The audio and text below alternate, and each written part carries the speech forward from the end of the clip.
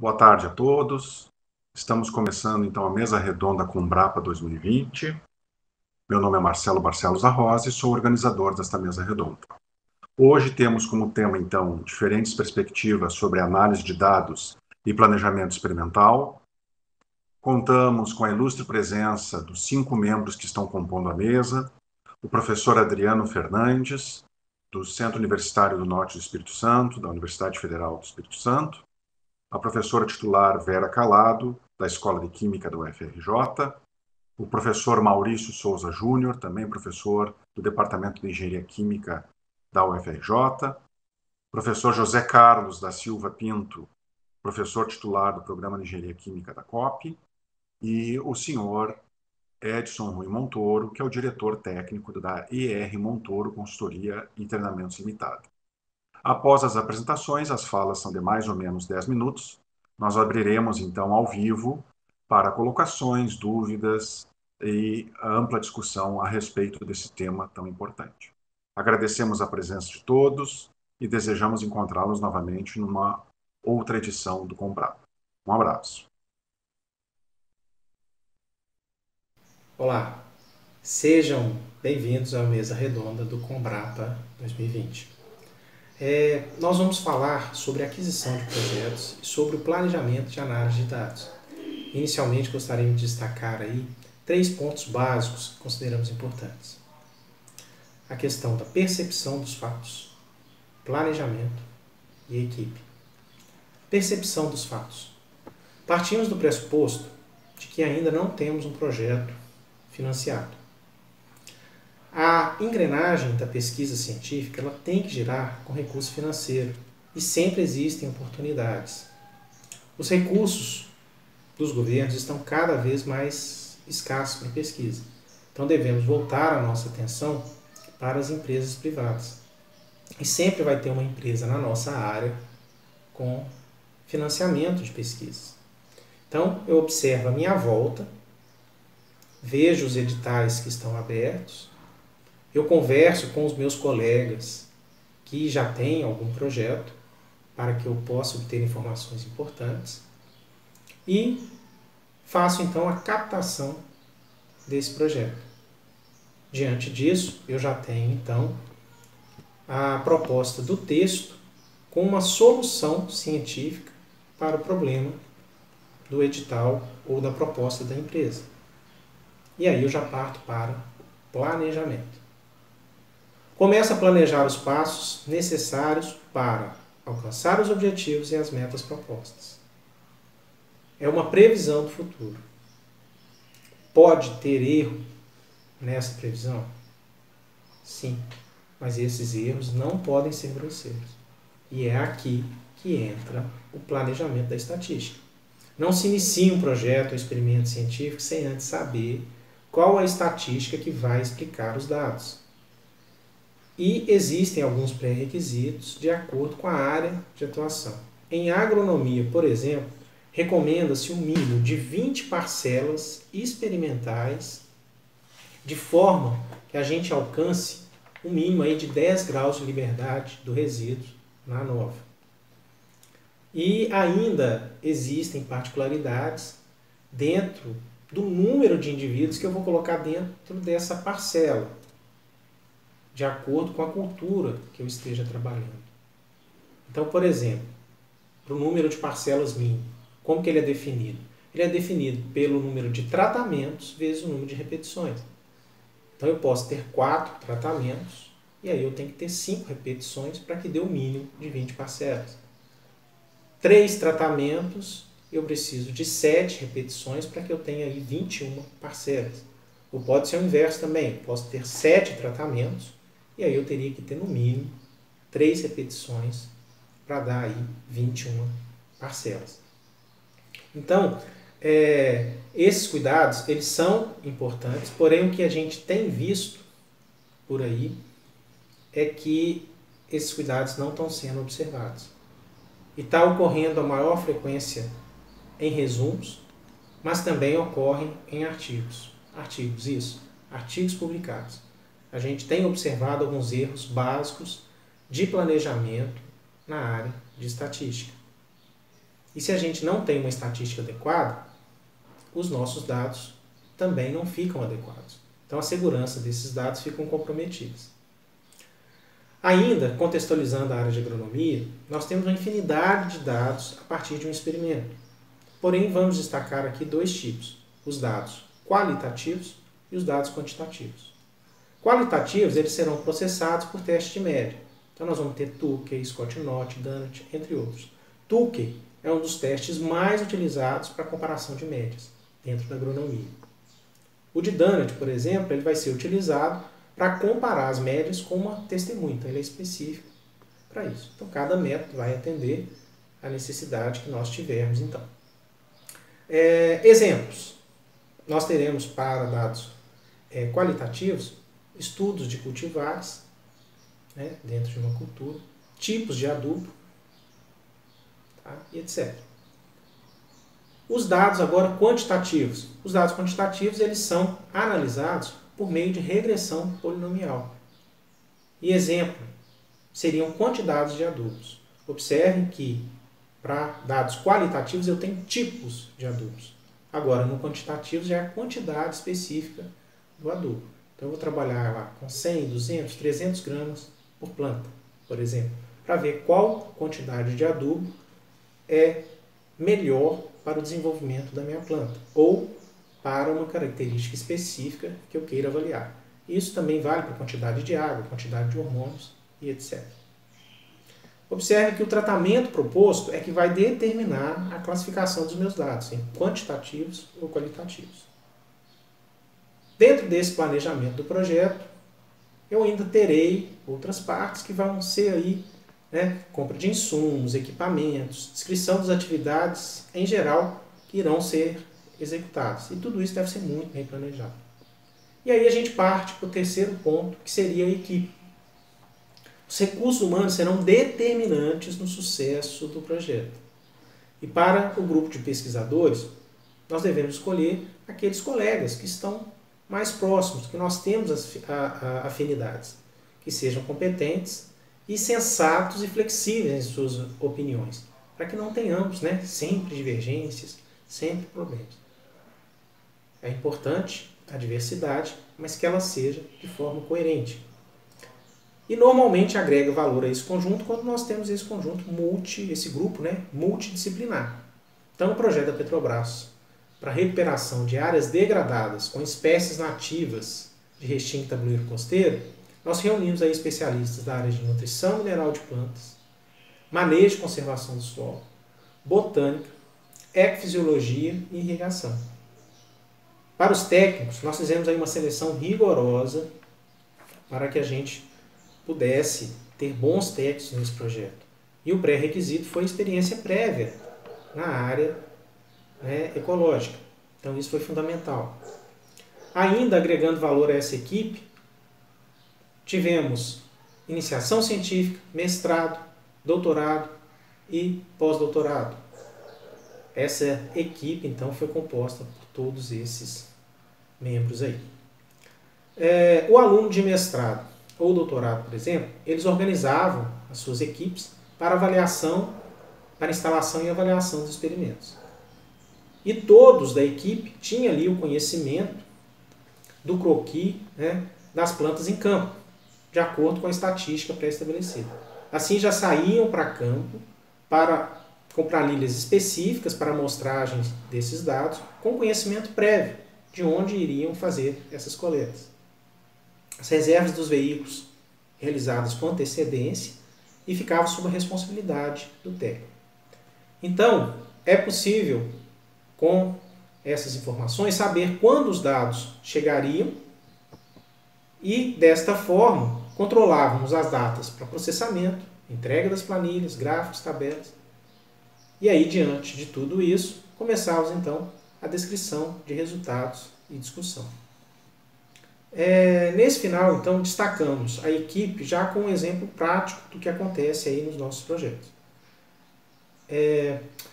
Então, é fundamental a percepção desses três fatores: planejamento, a percepção dos fatos, o planejamento e a escolha de uma boa equipe.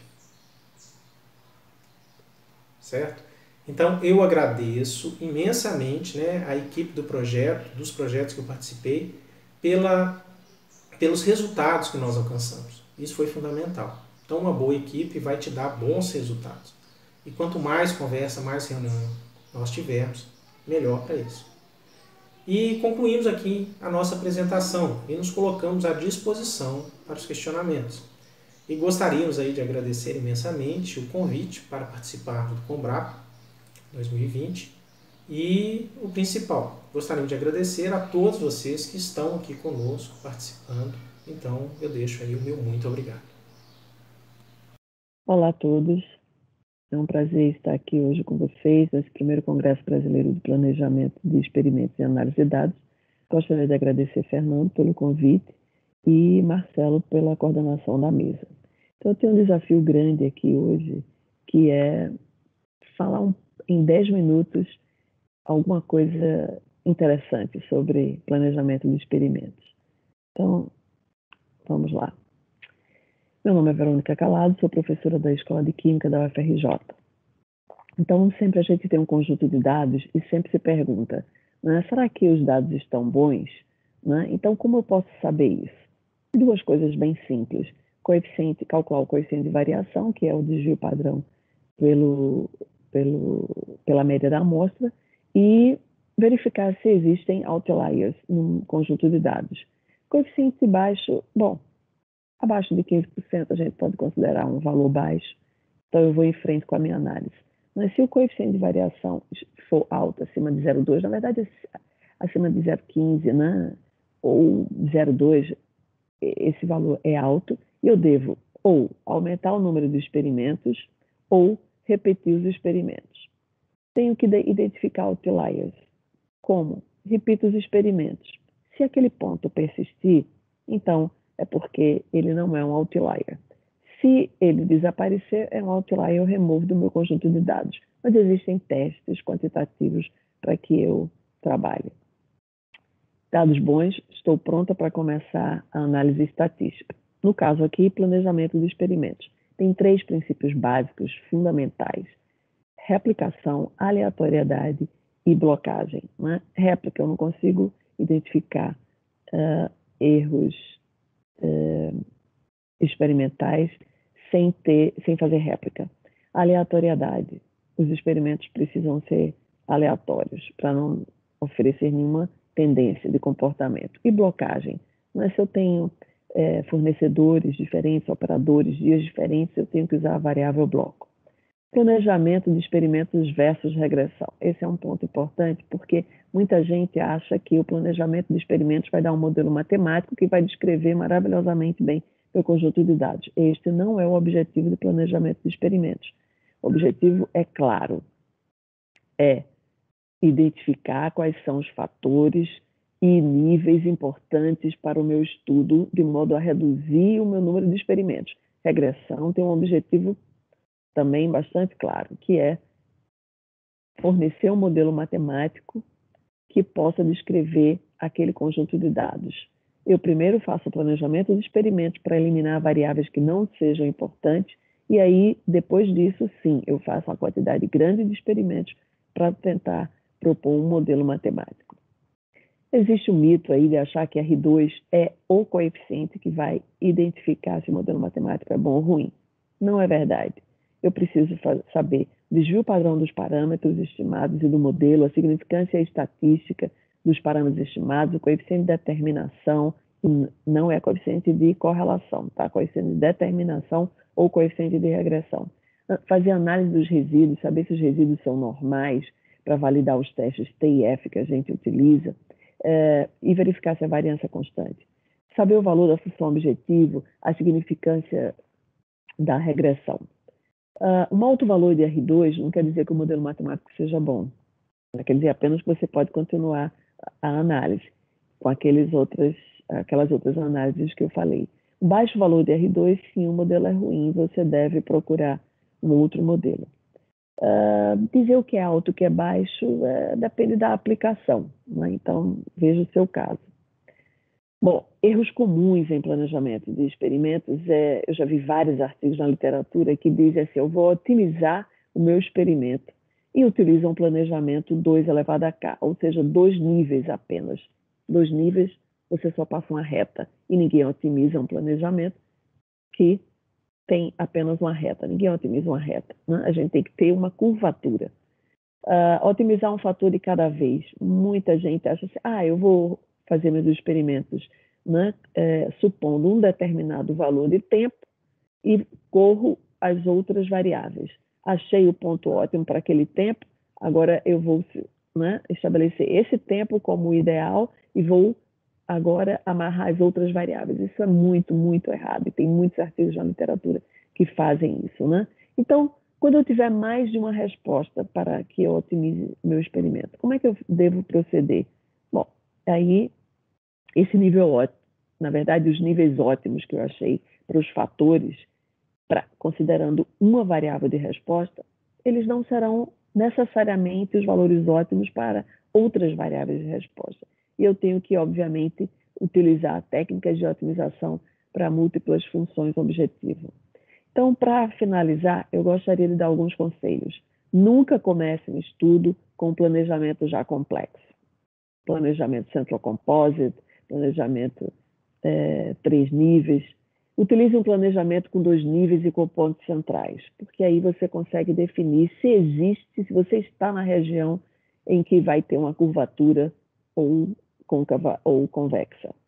Defina a região dos fatores em que a curvatura foi estatisticamente significativa, fazendo um planejamento depois composto central. Pode fazer 3 níveis, mas isso depende se você vai ter variáveis qualitativas ou quantitativas. Determine os níveis ótimos dos fatores envolvidos. Use um algoritmo de otimização com restrições, no caso de ter mais de uma variável de resposta. O modelo matemático é adequado se os parâmetros tiverem um desvio padrão, uma ordem de grandeza abaixo da média. O coeficiente de determinação deve ser preferencialmente acima de 0,9. Uma análise residual tem de ser feita verificando se os resíduos têm distribuição normal, teste de Shapiro, por exemplo, Anderson, os resíduos têm variância constante, o teste de Levene. E, claro, não esquecer de considerar o fator mais importante de qualquer análise, bom senso. Não adianta usar pacotes matemáticos sofisticados, ele só vai refletir aquilo que a gente alimentou. E se a gente não souber interpretar o que aquele resultado está fornecendo para a gente, nada vai em frente. Então, não esqueçam, bom senso é o item mais importante, a ferramenta mais importante que a gente tem que ter. E gostaria de agradecer a toda a comissão organizadora, deixar aqui meu e-mail para qualquer dúvida que vocês queiram, e a gente vai ter oportunidade de conversar mais detalhadamente agora nesta mesa redonda. Ok? Muito obrigada e até mais.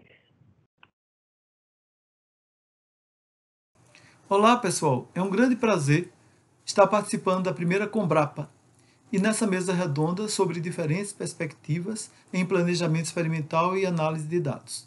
Eu vou falar sobre o PSE, que é traduzido por Engenharia de Sistemas em Processos, e a transformação digital. Eu sou o professor Maurício Bezerra de Souza Júnior, do Departamento de Engenharia Química da Escola de Química da UFRJ. Na UFRJ, eu atuo na graduação e na pós. Eu sou pernambucano, com graduação pela Universidade Federal de Pernambuco, e fiz meu mestrado e doutorado em Engenharia Química, no programa de Engenharia Química da COP. As minhas áreas de pesquisa são o controle preditivo baseado em modelo, machine learning, principalmente redes neuronais, e aplicações, detecção e diagnóstico de falhas e aplicações como a indústria de óleo e gás. Vejam que essas áreas todas envolvem modelagem baseada em dados. Bem, os processos industriais, eles são complexos, integrados, apresentam alta dimensão, forte não linearidade, e a gente precisa ter uma visão holística sobre eles.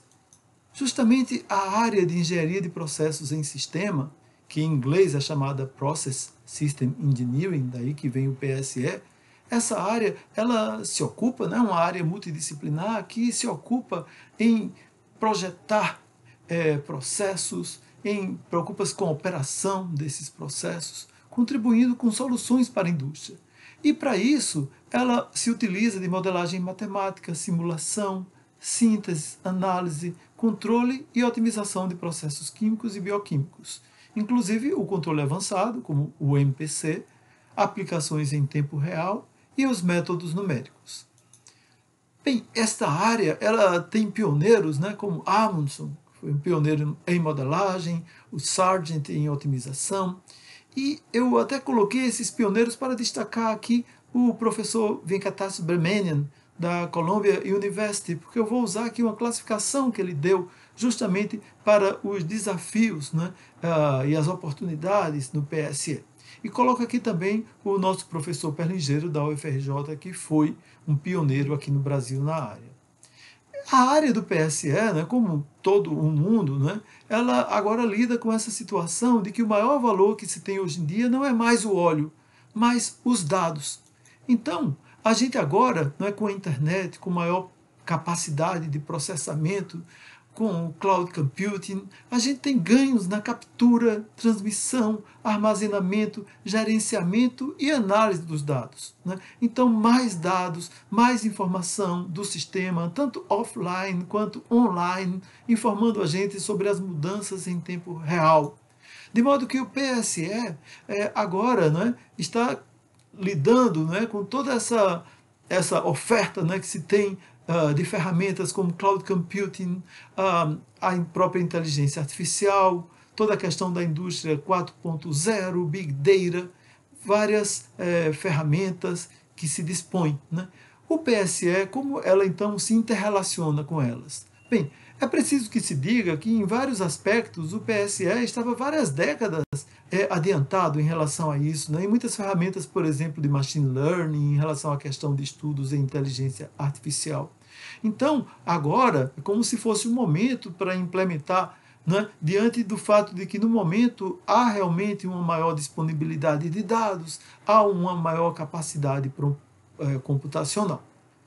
De modo que, como eu já falei, eu vou seguir uma classificação que o Venkatas Subramanian, em 2019, nos apresentou. Ele esteve conosco no primeiro PSE-BR, aqui no primeiro evento no Brasil, que ocorreu na UFRJ, e classificou esses desafios e oportunidades em categoria como fácil, que seria aqueles em que, dada a grande quantidade de dados e ferramentas fáceis de machine learning, você poderia aplicar na indústria agora. Então, usar aquelas ferramentas já conhecidas e usar essa oportunidade de dispor dados e condições para implementar problemas mais simples, por exemplo, de detecção e que possam ser mais simples, como de detecção e diagnóstico de falhas. Ele considerou como problemas mais difíceis aqueles que estariam, ainda que sejam já estudados na academia e já existam implementações, mas que estariam usados mais largamente daqui a 10 anos, como os modelos híbridos, combinando modelos fenomenológicos com modelos empíricos. E uma categoria mais difícil para daqui a 10, 20 anos, que seria o uso de plataformas cognitivas tipo Watson da IBM para a engenharia química. Então, dentre essa categoria mais fácil, usando algumas ferramentas de machine learning, né? Machine learning aqui entendida como quando um computador aprende a realizar uma tarefa estudando um conjunto de padrões, de exemplos, de dados, e depois executa a mesma tarefa para dados aos quais ele não havia sido necessariamente apresentado antes. Apresento aqui alguns exemplos de redes, né? Redes profundas, redes recorrentes. Então, tipicamente, em machine learning precisa-se de muitos dados, né? Para que o computador, para que a máquina possa aprender. E é claro que você precisa tratar os dados, né? Então, a questão de eliminar os outliers, de eliminar os erros grosseiros, de fazer a reconciliação de dados, né? Essas questões todas relacionadas à incerteza dos dados, né? O comportamento dinâmico, não linear dos dados, tudo isso precisa ser tratado. Então, alguns exemplos, alguns desses já têm mais de 10 anos, né? Por exemplo, em que nós, na UFRJ, em colaboração com a Petrobras, desenvolvemos um sensor virtual para o teor de enxofre em uma unidade de hidrotratamento de diesel. Usamos dados de operação da Reduc e desenvolvemos um modelo em que, baseado em redes neuronais, nós iríamos prever o teor de enxofre na saída do processo de hidrotratamento, usando como informações informações de sensores cuja medição é mais fácil, né, cujas variáveis são mais facilmente medidas, como vazão e temperatura. Então, esse problema, né, é um problema que já ilustra toda essa situação da informação dinâmica, de ter que aplicar vários testes para selecionar variáveis, de usar também informações heurísticas. Então, é uma situação que inclui-se naquela categoria mais fácil, né, e a gente pode depois implementar na própria Petrobras, no caso, um acompanhamento usando esse sensor virtual para o teor de enxofre.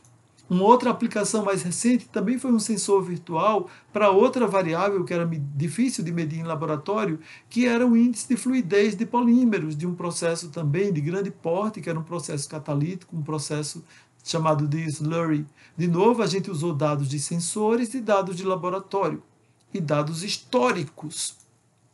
E vejam que o modelo linear, nessa curva aqui, os dados reais são azuis para o índice de fluidez ao longo do tempo. A curva laranja seria um modelo de regressão linear. Veja que não consegue predizer toda a variabilidade. Ao contrário, o modelo de machine learning, ele consegue, né, se você olhar a curva laranja do machine learning, consegue acompanhar melhor os dados reais e consegue predizer quando está fora dos limites de especificação dados aqui por essa curva em lilás. Agora, os desafios maiores, né, que estamos agora trabalhando são nos desenvolvimentos dos tais digital twins. Digital twin, entendido aqui conforme o conceito de Greaves, de 2003, adotado em 2013 pela NASA, como uma construção digital de um sistema físico e que é ligado a ele através do seu ciclo de vida. Então, se o processo evolui, o Digital Twin, né, o Digital Twin deverá acompanhar aquela variação do processo. E para isso, ferramentas baseadas em dados, baseadas em machine learning, podem contribuir com a correção de modelos.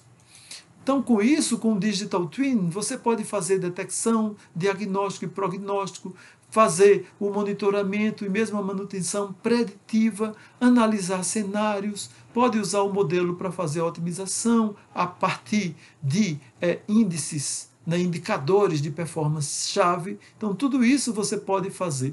Né? Então, já fazemos algumas aplicações nesse sentido. A ideia é tornar os modelos cada vez mais rigorosos, torná-los cada vez mais autônomos, né? E ter uma questão de serviços, de, por exemplo, interação com os usuários cada vez melhores. Né? Então, temos diversas aplicações da indústria para diagnóstico, controle e otimização em unidades de produção de gás, em plataformas offshore, em refinarias, na indústria petroquímica.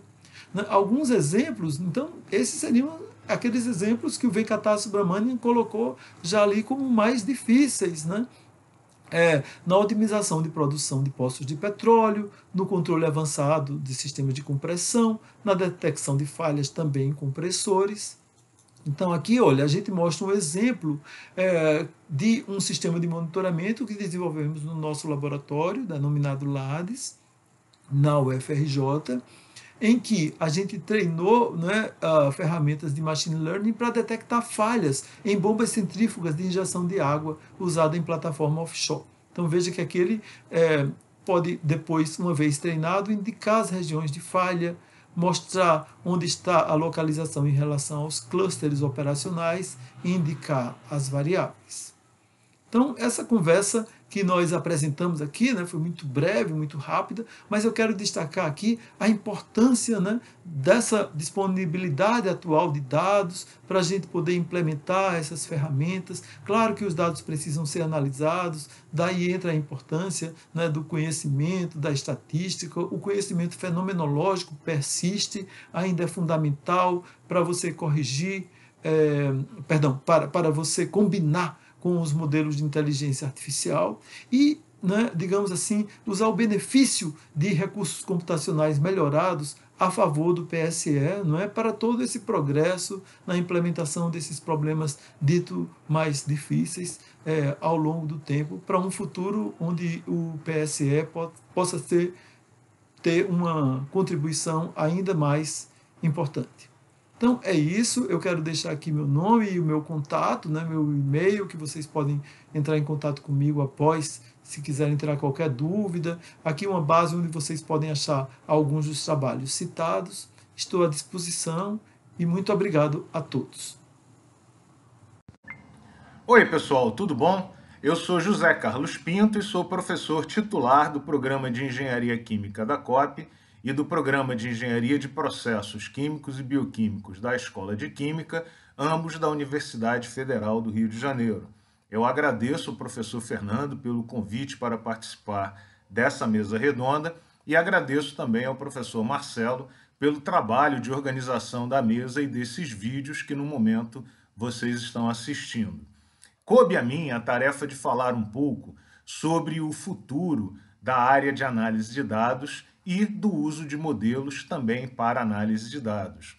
Esse tema é certamente muito extenso e não cabe em um vídeo de 10 minutos. Por isso, vou apenas pontuar alguns pontos particulares que eu acho que serão muito importantes no futuro próximo. Eu convido você a participar ao vivo da mesa e dessa discussão, colocando-me desde já à disposição para participar desse importante debate.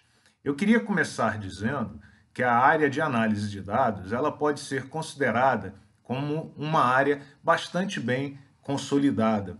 Em resumo, ela faz uso de técnicas de planejamento experimental, usualmente envolvendo algumas poucas variáveis de entrada e algumas poucas variáveis de resposta, depois propõe modelos que podem ter natureza empírica ou fenomenológica, faz uso de procedimentos de estimação de parâmetro para ajustar esses modelos aos dados experimentais disponíveis e, finalmente, faz uso do modelo e dos parâmetros para interpretar a realidade e fazer projeções sobre o futuro.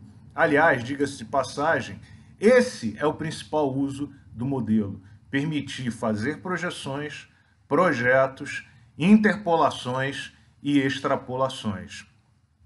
Aqui existe um fato novo, e o fato novo é que, no mundo de hoje, com o rápido desenvolvimento dos computadores, da internet e da instrumentação eletrônica, nós temos cada vez mais, nas plantas industriais e nos sistemas computadorizados, uma disponibilidade imensa de dados. E isso desafia a análise de dados convencional, que foi baseada essencialmente na análise de dados de laboratório, envolvendo normalmente experimentos longos e que resultam numa quantidade de dados usualmente pequena. O que nós vemos hoje nas plantas industriais e nos sistemas computadorizados é uma varredura e a disponibilização de milhares, às vezes milhões de dados a cada poucos segundos, de maneira que há um paradigma novo na praça, que é uma quantidade de informação absolutamente imensa que precisa ser avaliada de maneira repetida e em intervalos de tempo cada vez menores. É o mundo do Big Data. E esse mundo, nós não temos nenhuma dúvida, veio para ficar. E ele demanda novos procedimentos numéricos e procedimentos cada vez mais rápidos. Por exemplo, um dos problemas fundamentais aqui nessa área é o de identificação das variáveis importantes para, de fato, descrever aquele fenômeno. Ao fazer a varredura de instrumentos de uma fábrica, é possível que venham dados sobre o tratamento de água, a temperatura da água disponível nos banheiros, o funcionamento do ar-condicionado da sala de chefia, e certamente esses dados não ajudam muito a explicar o funcionamento do reator. É por isso que é muito importante desenvolver técnicas de seleção de variáveis apropriadas, o que, em geral, no laboratório é feito de maneira muito mais fácil, até porque são poucas. Como é que nós vamos identificar, num conjunto de milhares de variáveis, quem são aquelas realmente importantes para descrever o comportamento do nosso sistema? Para identificar essas variáveis, com frequência fazemos uso de modelos de novo. e é o ponto em que o Big Data se encontra com o Machine Learning, que está sendo aqui discutido pelo professor Maurício Bezerra. As técnicas de Machine Learning, elas de determinada forma, se assemelham muito às técnicas de análise convencional, porque elas também fazem uso de modelos, embora muito grandes, com uma quantidade muito grande de parâmetros para explicar os dados. E a área de Machine Learning, ela demanda principalmente técnica numérica que permita estimar uma quantidade imensa de parâmetros e de forma eficiente, com base em uma quantidade imensa de dados. Mas a técnica, em relação aos modelos convencionais, do ponto de vista do procedimento filosófico, elas são muito semelhantes. De novo, nós usamos modelos para interpretar os dados e estimamos os parâmetros para ajustar esses modelos aos dados eventualmente disponíveis. Mas aqui há, de novo, um tema muito interessante, que é o tema da análise de padrões. Nós, usualmente, nos acostumamos a representar os dados olhando ponto a ponto, quão precisamente o modelo é capaz de representar aquele ponto. Mas em muitos problemas, isso de fato não é necessário. Não é necessário e nem suficiente, porque muitas vezes nós não queremos exatamente prever a qualidade do ajuste com uma precisão milimétrica na segunda casa decimal. Nós queremos saber, por exemplo, se o indivíduo está doente ou não. E perceba que um médico que analisa um eletroencefalograma já está acostumado a analisar padrões há bastante tempo. O médico não ajusta uma equação ao eletroencefalograma, mas olhando o jeitão das ondas que aparecem, ele consegue fazer um diagnóstico. E essa área de análise de padrões certamente vai ter um futuro muito relevante daqui para frente. Porque para olhar se um equipamento funciona bem ou não, é conveniente olhar os balanços de massa, os balanços de energia, mas às vezes olhando o jeitão do comportamento das variáveis, a gente consegue dizer se há algo de errado ou se está tudo bem com aquele equipamento. Diga-se de passagem que esse mundo dos padrões é um mundo que, de uma certa maneira, nos liberta dos modelos. E essa é uma outra característica que certamente nós vamos ver de forma cada vez mais importante no futuro próximo, que é a análise baseada puramente nos dados. Os dados são tantos e são gerados com tamanha profusão que talvez a gente não tenha tempo para fazer a modelagem, ou talvez a gente nem queira fazer a modelagem, porque nós temos os dados, afinal de contas, a finalidade dos modelos é aproximar os dados. Se os dados estão disponíveis em grandes quantidades e com grande frequência, por que não usá-los diretamente? E aqui, certamente, muitas técnicas vão ser desenvolvidas no futuro próximo. A gente pode ter técnicas simplesmente de interpolação mais simples, como, por exemplo, para saber o comportamento no sistema no futuro, talvez baste buscar no passado o que aconteceu quando o sistema estava num estado similar ao que está hoje. Veja que esse tipo de abordagem dispensa o modelo matemático, que é completamente baseado no dado. E um ponto que eu deixei de fora da nossa conversa até agora diz respeito aos próprios modelos estatísticos.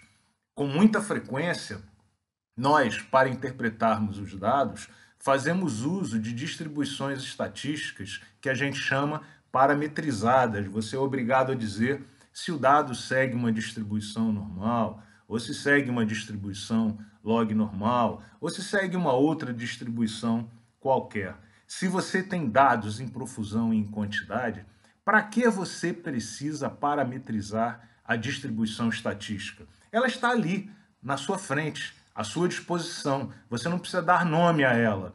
Portanto, usar os dados como eles vieram ao mundo certamente também constituirá não apenas uma novidade, mas será usual no futuro próximo, porque a profusão de dados é tão grande que ela permitirá que o analista veja a distribuição estatística e de que não haja necessidade de necessariamente fazer uma parametrização dessa distribuição para análise desses dados. Como a gente vê aqui, o número de novidades pode ser absolutamente imensa. E antes da gente terminar esse vídeo, eu gostaria só de enfatizar mais um ponto, que é a necessidade de evoluir e de mudar os códigos computacionais para que eles sejam capazes de lidar com um volume tão imenso de informações e sejam capazes de fazer análise de maneira tão rápida. Isso certamente vai valorizar muito o uso dos supercomputadores e da computação paralela. A computação paralela certamente deixará de ser um tema de especialistas e virá de forma cada vez mais frequente e mais próxima dos cursos de graduação e das análises que nós fazemos no laboratório. E uma previsão bastante factível é de que os supercomputadores estejam instalados nas plantas industriais em futuro muito próximo. Todo mundo sabe que o preço do computador cai vertiginosamente com o passar dos anos, assim como aumenta em uma escala ainda maior a capacidade de fazer contas desses computadores. Hoje, um computador, um cluster com algumas centenas de unidades de processamento é mais barato do que um equipamento usualmente comprado para fazer, por exemplo, análise térmica de materiais no laboratório. Esses equipamentos estão se transformando em equipamentos tão baratos e a necessidade de fazer análise desses dados tem aumentado com tamanha velocidade que nós teremos que nos acostumar a ver os supercomputadores nas plantas, fazendo essas análises em tempo real. Tempo real, tempo real, palavra também do futuro, não apenas muitos dados com alta velocidade, mas no tempo em que os dados são gerados. A meu ver, estão aqui os principais desafios e tendências do futuro próximo. Espero você lá no evento e no congresso para a gente continuar debatendo esse importante tema. Grande abraço para você e até lá. Olá pessoal, tudo bem com vocês? Espero que sim. Sejam muito bem-vindos ao primeiro Combrapa 2020. Honestamente, eu confesso para vocês que inicialmente, quando a gente estava conversando para eu poder participar, eu me senti um pouco assim, um estranho no ninho, tipo assim, um outlier. No meio de tanta gente competente, tantos professores competentes, né? Mas depois eu pensei, eu acho que eu posso contribuir. Eu trabalhei 35 anos numa indústria do ramo do alumínio, uma indústria multinacional, iniciando no laboratório, depois passei por diversas áreas, departamentos. Hoje, já há 5 anos, eu tenho a minha própria empresa de consultoria e treinamento. Eu sempre digo que eu sou um felizardo, porque a estatística entrou na minha vida logo no início da minha carreira profissional. Como eu estava trabalhando em laboratório, como o próprio nome já diz, né, laboratório é para fazer experimentos, para experimentação. Então eu tive a felicidade de ter essa abertura de aprender planejamento de experimentos na prática. Ah, mas laboratório, né? Não é porque eu estava em laboratório. Qualquer indústria, existem assim infinitas possibilidades de se aplicar planejamento de experimentos para melhorar seus processos. Não é um privilégio de laboratório. Durante o tempo que eu trabalhei nessa empresa, eu ministrei muitos cursos, muitos treinamentos de estatística aplicada à melhoria de processos. Inclusive fui Master Black Belt, certificado pela Area Academy Associates, uma empresa de consultoria e treinamento americana. Inicialmente eu ministrava os treinamentos na unidade da empresa que eu estava alocado, isso lá em São Luís do Maranhão. Depois comecei a ministrar treinamento em outras unidades da empresa, e logo em seguida comecei a ministrar treinamento fora do Brasil, em outras unidades, na Espanha, fui muito na Espanha, na Itália, Suriname, na Jamaica. E os últimos 3 anos e meio que eu estava nessa empresa, eu fiquei num projeto grande lá na Arábia Saudita, os 2 primeiros anos para montar o laboratório e botar ele para rodar, e o último ano e meio eu passei única e exclusivamente treinando os engenheiros, formando os engenheiros e ajudando eles a aplicarem na prática as técnicas de planejamento de experimentos para melhorar os processos produtivos. Quando eu iniciei minha carreira profissional, lá nos meados da década de 80, pouco tempo atrás, foi uma área que eu me apaixonei, essa área de formar pessoas nas técnicas de melhoria contínua. E eu percebi uma coisa que acontecia, que eu inicialmente fiquei assim meio assustado. As pessoas não gostavam de estatística. Poucos engenheiros tinham alguma afinidade com estatística. Eu digo engenheiros porque era a maioria, né? Engenheiros de todas as áreas, mas tinham pessoas de outras formações também. As pessoas não acreditavam, né? Muitos diziam que a estatística não ia ajudar em nada, alguns tinham até bronca da estatística, né? E esse fenômeno, infelizmente, a gente ainda vê nos dias de hoje. O interessante, eu percebi que essa mesma coisa acontecia fora do Brasil. Não é porque o Brasil é um país em desenvolvimento, né? O estudo aqui, o ensino aqui não é essas coisas, nada a ver, não é nada disso. Né? Os países do primeiro mundo tinham os mesmos problemas. Então, a partir daí, o meu desafio, a minha luta foi convencer as pessoas de que a estatística poderia ser um diferenciador profissional na carreira deles. E quando eu tento convencer as pessoas com isso, eu tenho alguns pontos que eu sempre coloco. O primeiro, eu faço uma pergunta. Qual a metodologia que está desde a década de 90 aí, com tudo aí no mundo todo, né? Muitas e muitas empresas, quando vai contratar um profissional, já exige, no mínimo, uma certificação Green Belt. Se o candidato tem uma certificação Black Belt, ele já sai na frente. Então, é a metodologia 6 Sigma, certo? Qual a ciência que mais se usa nos 6 Sigmas? Estatística. Segundo ponto, qual é a profissão que está bombando hoje, já há algum tempo?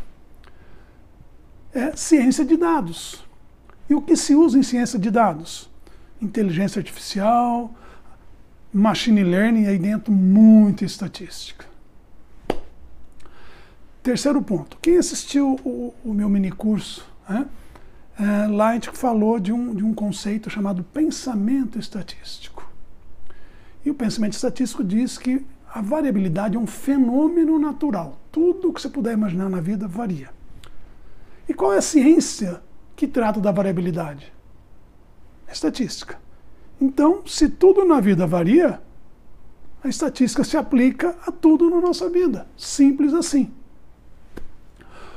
O pensamento matemático a gente desenvolve muito pequeno, antes até de entrar na escola, antes do primário. Então ele é muito forte na gente. O que a gente precisa é desenvolver o pensamento estatístico, aprender a pensar estatisticamente. Não quero dizer com isso, não, vamos deixar de lado agora o pensamento matemático. Nada a ver com isso. Não, não é isso aí. A gente precisa dele. Só que a gente precisa dar um reforço e aprender a pensar estatisticamente. A indústria está cada vez mais exigindo profissionais com conhecimento real, concreto de estatística. Conhecimento prático de estatística. E vai aumentar essa demanda, assim, muito. Tá? Uma velocidade exponencial. Mas aí vem algumas pessoas e me dizem o seguinte, mas eu não vou para a indústria, eu vou para a área acadêmica, eu vou fazer mestrado, doutorado, vou dar aula, né, na academia. Sim, mas como é que você vai validar seus dados experimentais? Como é que você vai tratar seus dados de uma maneira científica que seja aceita em qualquer parte do mundo? Usando a estatística. Quer dizer, não tem onde correr. Para fechar, eu digo o seguinte, eu fico assim muito contente, mas muito, muito contente mesmo, vendo esse evento, a primeira conferência brasileira de planejamento experimental e análise de dados. Vários professores de diversas disciplinas batalhando e reforçando e dando o valor que a estatística merece. Eu torço demais para que esse evento se repita mais e mais vezes, que ele se reforce a cada vez e que eu também possa participar, obviamente. Agradeço imensamente a oportunidade de participar e dou meus parabéns aos organizadores. Muito obrigado.